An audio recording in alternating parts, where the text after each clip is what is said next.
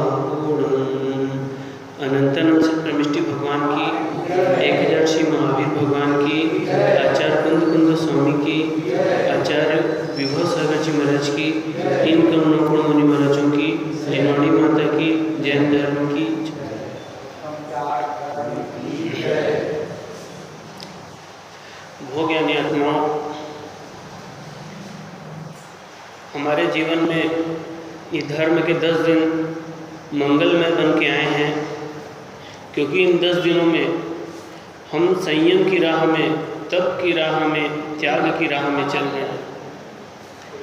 4 कषायें जो 4 सांपों की भांति हमको डसती हैं, इन चारों कषायों को हमने जीता है, वश में किया है। उनके उपायों को समझा जाना कि भाई ये 4 कषायें ये कैसे हमारा अपघात करती हैं, कैसे हमारा अनिष्ट करती हैं और कैसे हम इन पर विजय पाएं, कैसे इनको जीतें।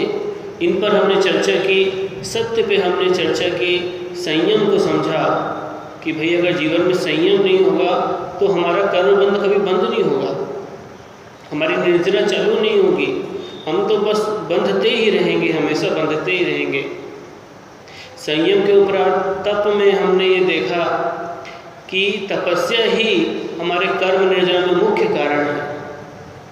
संवर और निर्जरा में जो हेतु है, तपसा निर्जरा च, ये तप है। इस तप में हमने चर्चा की। आज त्याग का दिन है, इस त्याग पे हमको चर्चा करना है। और त्याग एक ऐसा धर्म है जो वास्तव में आत्मा को उसके स्वभाव से जोड़ता है, आत्मा को उसके समीप लाता है, आत्मा को उसके गुणों से मिलाता है, वो त्याग है। हमने जितने परिग्रह को इकट्ठा करके रखा है, ये संबंध हमने खुद बनाया है। कोई परिग्रह ये नहीं कहता कि मुझे रखो, कोई गाड़ी ये नहीं कहती मुझे रखो, कोई वस्त्र ये नहीं कहता कि मुझे पहनो।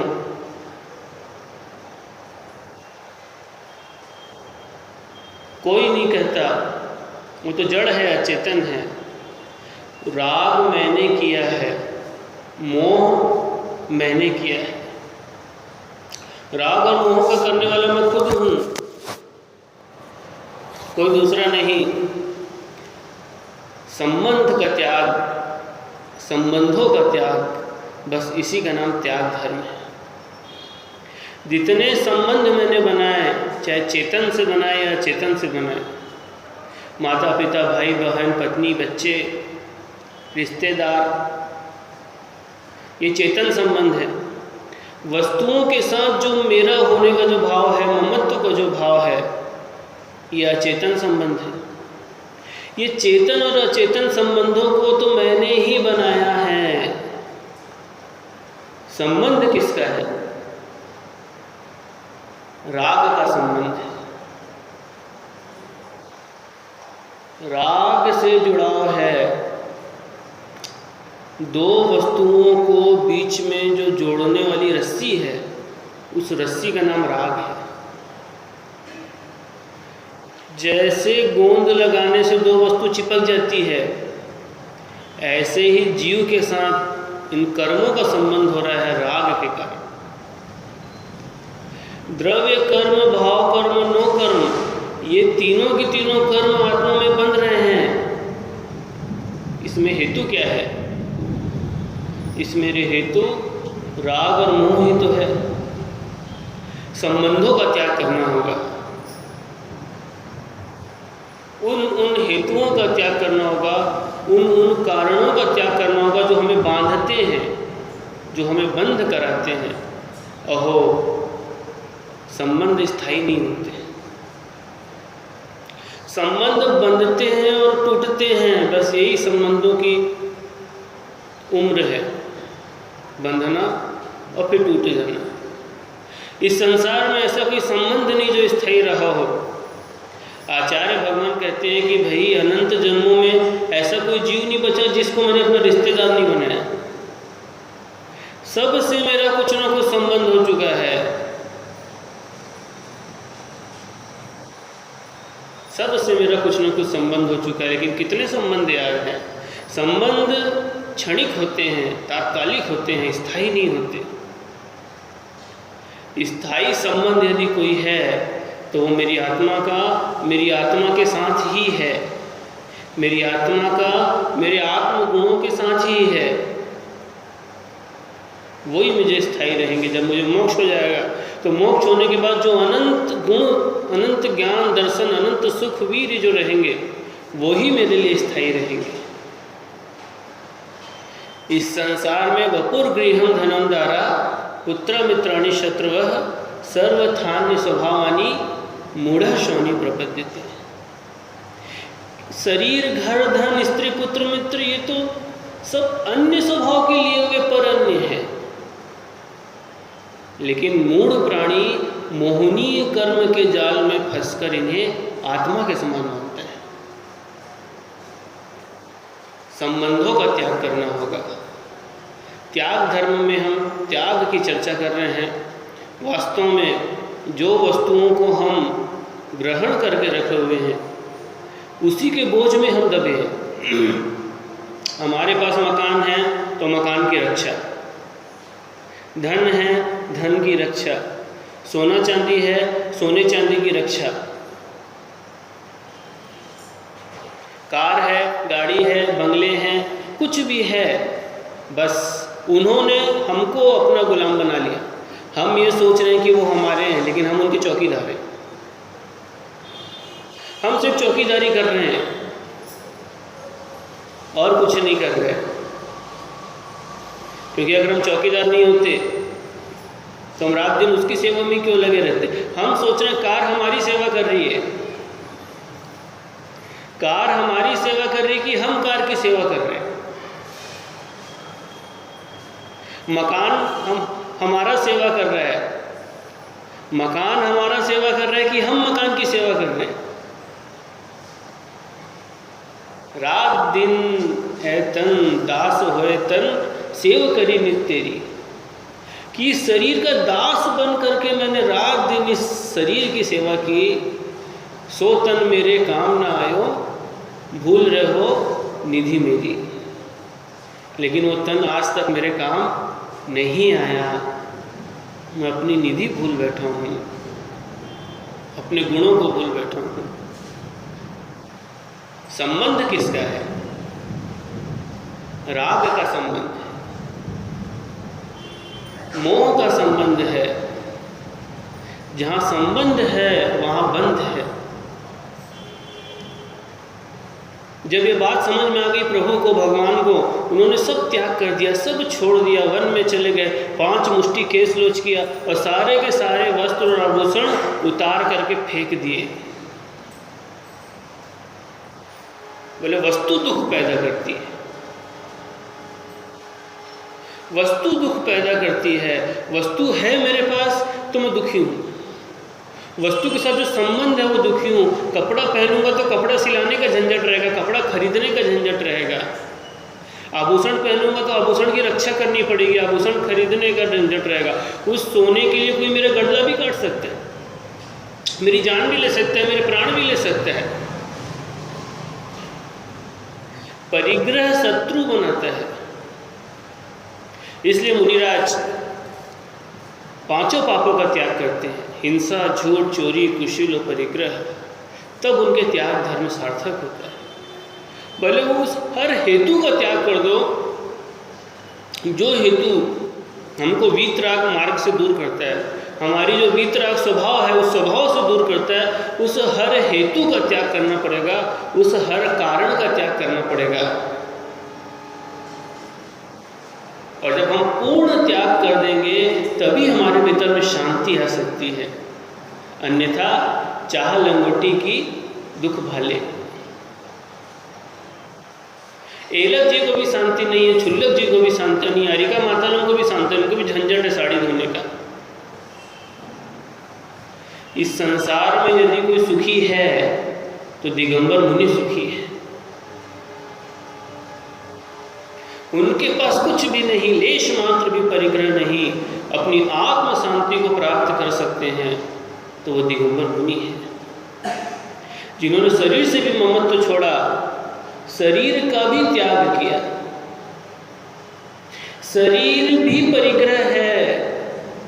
यदि शरीर से भी राग का संबंध है तो साधु बन के भी चैन से नहीं रह सकते।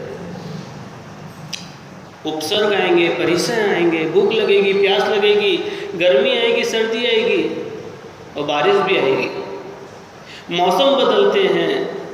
लेकिन मुनि को तो दिगंबर ही रहना है, एक ही बार खाना है, चाहे नौतपा की गर्मी ही क्यों ना हो, एक ही बार पीना है, चाहे शीतलहर ही क्यों ना चल रहा हो, बिना कपड़ों के ही रहना है, चाहे मूसलाधार बारिश ही क्यों ना हो, चाहे सब तरफ बीमारी ही क्यों ना फैल गई हो, एक ही बार खाना है, एक ही बार दवाई ले सकते हैं।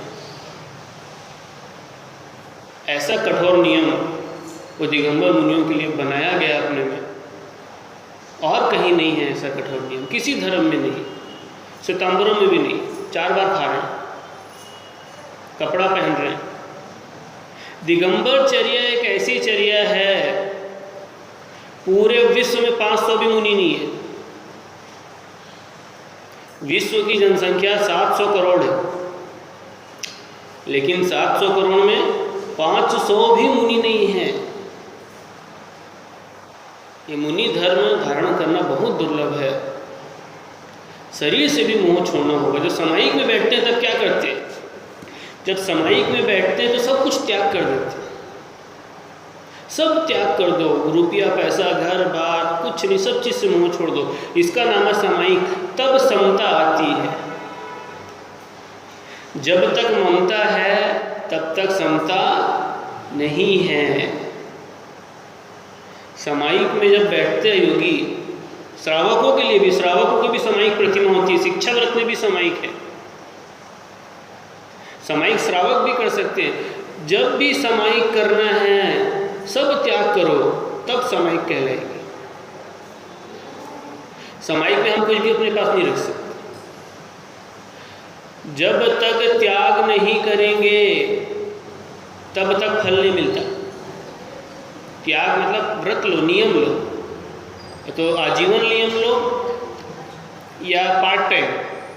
जैसे 1 साल का मेरा रात्रि भोजन का त्याग, 1 साल का आलू प्याज का त्याग, 1 साल का टीवी देखने का त्याग, 1 साल तक गद्दी में सोने का त्याग। जब तक नियम नहीं लेंगे फल नहीं मिलेगा। अगर आप फल प्राप्त करना चाहते हो तो त्याग करो, संकल्प करो। बोले मैं तो खाता ही नहीं हूँ, होटल में नहीं खाता, ठीक है, नियम लो। जो एक समय के, निश्चित समय के लिए लिया जाता है उसको बोलते हैं नियम, और जो जीवन भर के लिए जो त्याग किया जाता है उसको बोलते हैं यम। मुनि महाराज जो महाव्रत लेते हैं, 28 मूलगुण लेते हैं, ये मुनिराज जीवन भर के लिए लेते हैं। इसी प्रकार से एलक के व्रत, छुल्लिकाओं के व्रत, छुल्लुकों के व्रत आरिकाओं के व्रत ये भी जीवन पर्यंत के लिए होते हैं। इसके अलावा जो प्रतिमाएं होती हैं, ये प्रतिमाएं भी जीवन भर के लिए होती है। ऐसे भी और भी नियम ले सकते हैं, मेरा जीवन भर का रात्रि भोजन का त्याग है, सप्त व्यसन का त्याग है, आलू प्याज का त्याग है, बहुत सारे त्याग। त्याग करने वाला हल्का हो जाता है, ऊपर उठता है। तराजू देखा आपने? तराजू के एक पलड़े में डालो बट लोहा, तो दूसरा पलड़ा ऊपर उठता है। जिसमें वजन है वो नीचे है और जो हल्का है वो ऊपर है। बस ऐसे ही जो त्याग करते हैं वो ऊपर उठते हैं, ऊर्ध्व गति में जाते हैं, स्वर्ग जाते हैं, मोक्ष जाते हैं। और जो ग्रहण करते हैं, जो परिग्रह के बोझ में जो दब गए, जो 5 पापों के बोझ में जो दब गए, वो नीचे जाते हैं, नरकों में जाते हैं, तिरंज गति में जाते हैं।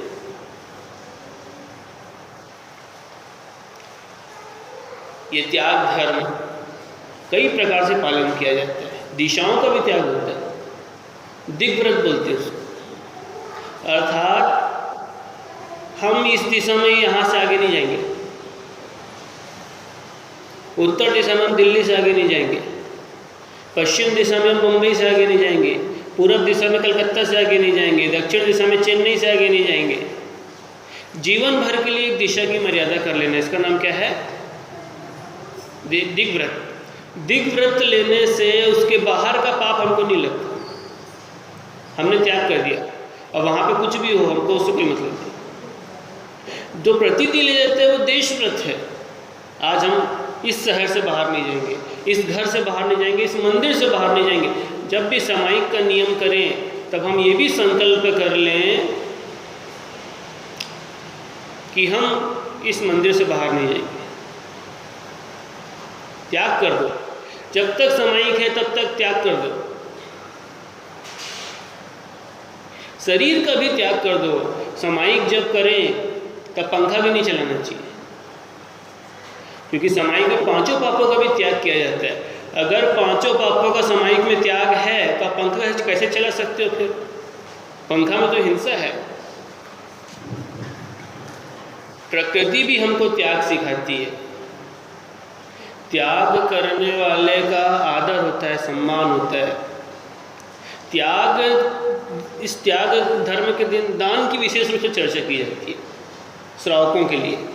मुनियों के लिए तो बहुत सारा त्याग है, उन्होंने तो सब कुछ त्याग दिया, 5 पाप त्याग दिए, घर बार, रिश्ते नाते, कपड़े सब त्याग दिए। लेकिन श्रावक क्या त्याग रहे हैं? तो श्रावक के पास जो है वही त्यागेंगे। श्रावक के पास क्या होता है? धन दौलत ही तो होता है।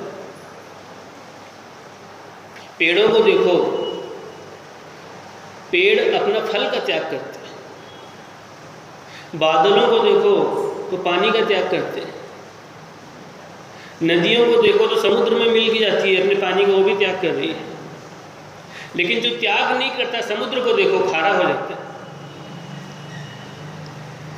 जो त्याग नहीं करते उनको बंध है, और जो त्याग करते हैं वो हल्के हैं। दान देना ये त्याग है। 4 प्रकार के दान की चर्चा करते हैं इस त्याग में। औषध शास्त्र, अभय आहारा, नीचे राग द्वेष निर्वारे, ज्ञाता दोनों दान संभारे। मुनिराज को औषधि दान देना या किसी को भी देना, देखो दान के लिए सबसे पहले पात्र का चयन जरूरी है। 3 प्रकार के पात्र बताया, उत्तम, मध्यम और जघन्य। जो मुनि राजा ये उत्तम पात्र है। आरिकाएं, एलक, क्षुल्लकें, प्रतिमाधारी श्रावक ये मध्यम पात्र है, और जघन्य पात्र में आप सब है। अविरत सम्यक दृष्टि जघन्य पात्र है। उत्तम पात्र को दान देने का फल उत्तम भोगभूमि, मध्यम पात्र को दान देने का फल मध्यम भोगभूमि, और जघन्य पात्र को दान देने का फल जघन्य भोगभूमि है। अब देखो आपको उदाहरण बताता हूँ। कई चीज़ अपन परंपरा समझ के कर रहे हैं, लेकिन उसके पीछे कितनी धार्मिक चीज़ें हैं। आप लोग जाते हो कहीं भी दर्शन करने महाराज जी लोगों के, या यहाँ पे महाराज जी लोग आए हैं तो श्रावक लोग आते रहते हैं, आप लोग भोजन कराते हो कि नहीं? ये भोजन कराना वास्तव में दान है। इसको अपन क्या बोलेंगे? जघन्य पात्र। आप विद्यासागर जी के दर्शन करने गए, वहाँ सबको खाना खिला रहे हैं, और कहीं गए सबको खाना खिला रहे हैं, या आप विहार में जा रहे हो कई साधुओं के साथ, तो श्रावक जो श्रावक का आतिथ्य कर रहे हैं, उनको भोजन दे रहे हैं, आहार दान दे रहे हैं, ये जघन्य पात्र है। इसका फल जघन्य भूमि है, और सम्यक दृष्टि के लिए स्वर्ग है। ऐसे ही प्रतिमाधारियों को, हारिकाओं को, एलक जी को, छुल्लक जी को, इनको जो आहार दान दिया जाता है ये मध्यम पात्र है, और मुनियों को आहार दान देना उत्तम पात्र है। ऐसे ही औषधि दान देना। आपने कोई औषधालय मान लो खोल के रखे हैं अपने शहर में, तो कोई औषधालय खोल के रखे हैं, अपने शहर के श्रावकों का भला हो रहा है, उनको बीमारी में दवाई मिल रही है, ये औषध दान। जरूरी नहीं है कि मुनि महाराज कोई हो, जरूरी नहीं है कि त्यागी व्रती कोई हो। अगर आपस में भी श्रावकों को भी दान कर रहे हैं, लेकिन सम्यक दृष्टि कहा गया। जघन्य पात्र को क्या कहा गया? सम्यक दृष्टि, यानी सम्यक दृष्टि होना चाहिए। अगर मिथ्या दृष्टि है तो उनको दिया गया दान उतना बड़ा उपकारी नहीं कहलाएगा, क्योंकि ऊसर भूमि में कितने ही बीज बो, बंजर भूमि में बीज बोने से फसल नहीं होती। ऐसे मिथ्या दृष्टि को दान देने से कोई फायदा नहीं, वो तो मिथ्यात्व का ही प्रचार करेगा। लेकिन जो आयतन है, सम्यक दृष्टि आयतन है, इसलिए जैन समाज के लोगों को जो अपन उपकार करते हैं, औषध के द्वारा, आहार दान के द्वारा, ज्ञान दान के द्वारा, विद्यालय चलाना, अपने बच्चों को सुसंस्कृत करना, समाज के बच्चों को सुसंस्कृत करना, ज्ञानवान बनाना, विद्वान बनाना। ज्ञान तो एक दीपक के समान है जो प्रकाशित करता है। अगर इस संसार में ज्ञान खत्म हो जाए तो इस संसार में पाप का अंधकार छा जाएगा। इसलिए ज्ञान दान देना, ज्ञान ही तो मार्ग दिखाता है, ज्ञान ही तो रास्ता दिखाता है, ज्ञान से ही तो सही गलत का ज्ञान होता है। अगर हमारे बच्चे ही संस्कारित नहीं रहेंगे तो हमारा जैन धर्म कैसे आगे बढ़ेगा? वो तो खत्म हो जाएगा। इसलिए इतने जो विद्यालय चल रहे हैं, इन सब विद्यालयों के चलने के पीछे उद्देश्य यही है कि वो अपने धर्म से जुड़े। तो आप इंग्लिश मीडियम स्कूल में डाल दोगे, अब इंग्लिश मीडियम स्कूल में जाएंगे तो वहाँ पे इंग्लिश वाली कविताएं सिखा देंगे, जीसस का वो सब सिखा देंगे। वो लोग अपने धर्म को बढ़ा रहे हैं। जितनी इंग्लिश मीडियम स्कूल है वहाँ पे ईसाई धर्म की शिक्षा मिलती है, और हमको लगता है हम अच्छा काम कर रहे हैं बच्चों को इंग्लिश मीडियम में पढ़ा के। क्यों? वहाँ पढ़ेंगे तो अंग्रेजी बोलना सीख जाएंगे, लेकिन अपने धर्म से वो दूर हो जाते हैं। उनके अंदर पाश्चात्य संस्कृति आ जाती है। लेकिन अगर आप जैन स्कूल में बच्चों को पढ़ाओगे तो बच्चे जैन धर्म की शिक्षा ग्रहण करेंगे, उनके आध्यात्मिक जीवन में वो काम आएगी। औषधि दान, अभय दान कितना अच्छा दान है। इसके लिए तो धन की जरूरत है ना दौलत की, आपको जीवों की रक्षा करना है बस।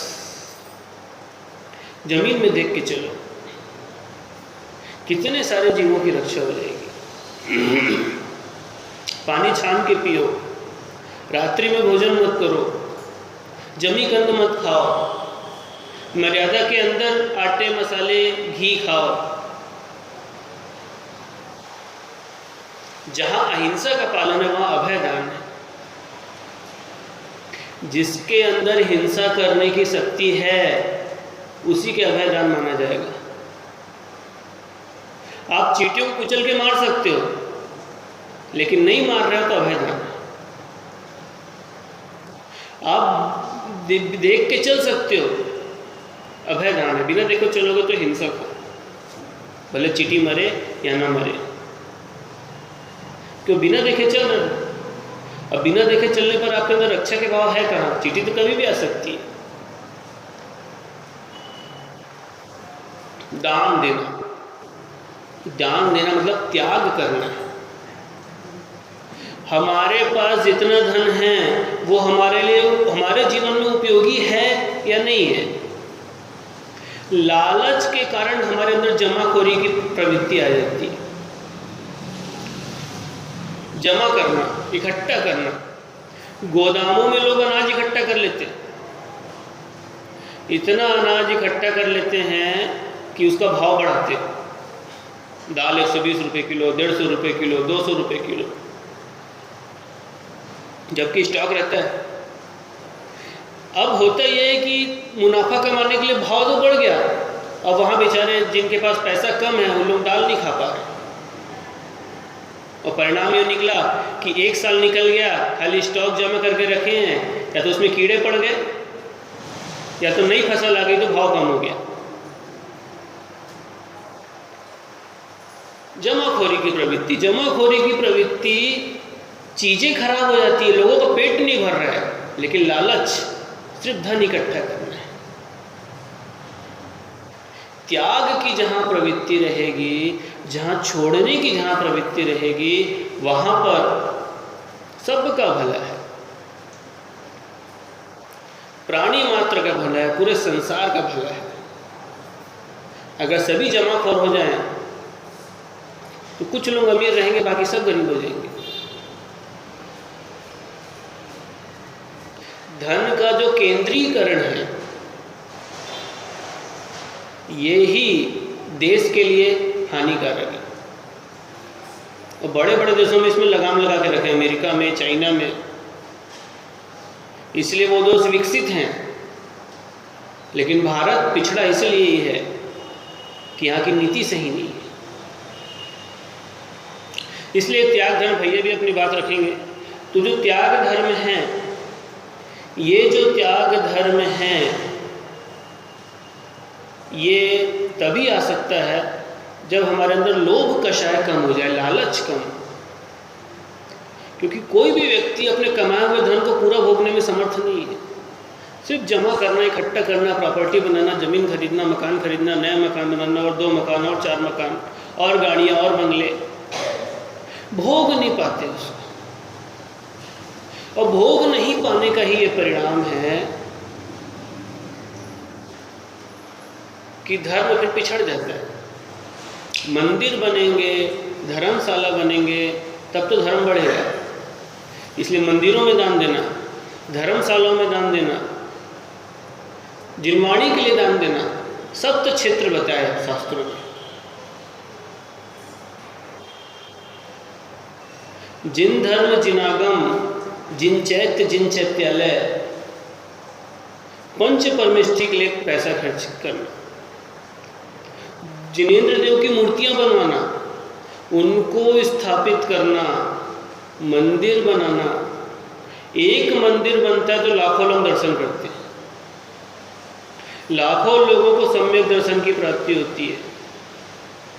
देव दर्शन का नियम, सबसे पहला नियम होता है जैनी के लिए, अर्थात सुबह उठते ही सबसे पहले जिनेंद्र देव का दर्शन करना चाहिए।